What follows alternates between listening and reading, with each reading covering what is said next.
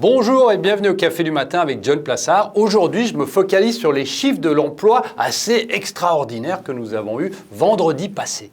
Le taux de chômage aux États-Unis s'est amélioré le mois dernier, des millions de personnes ayant réintégré officiellement le travail aux États-Unis. Mais le taux de chômage officiel, donc de 13,3%, bien que toujours élevé par rapport à n'importe quelle période depuis la Grande Dépression de 1929, sous-estime probablement les dommages économiques causés par la pandémie du coronavirus. Le taux de chômage réel est probablement d'au moins 16,3% selon l'indication du gouvernement fédéral. Cela signifie qu'environ une personne sur 6 ne peut pas trouver de travail actuellement aux États-Unis.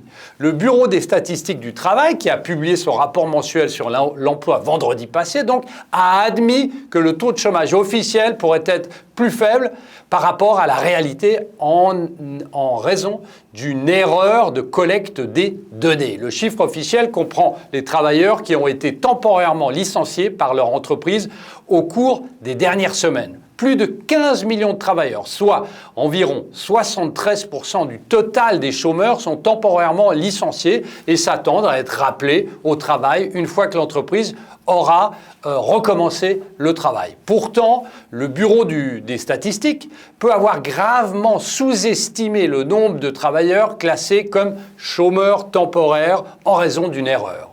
Le Bureau donc de la statistique détermine le nombre de chômeurs sur la base d'une enquête auprès des ménages. Selon ce bureau, les enquêteurs ont classé par erreur plusieurs travailleurs mis à pied comme étant absents du travail pour d'autres raisons.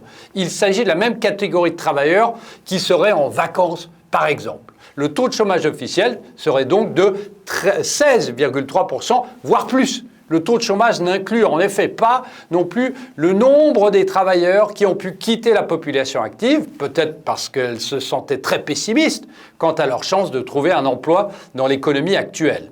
Plus de 6 millions de travailleurs ont quitté la population active depuis février, il faut le rappeler. La révision du taux de chômage du mois prochain, pour le mois donc de mai, devait être massive. Merci beaucoup, passez une très bonne journée et lisez mon morning.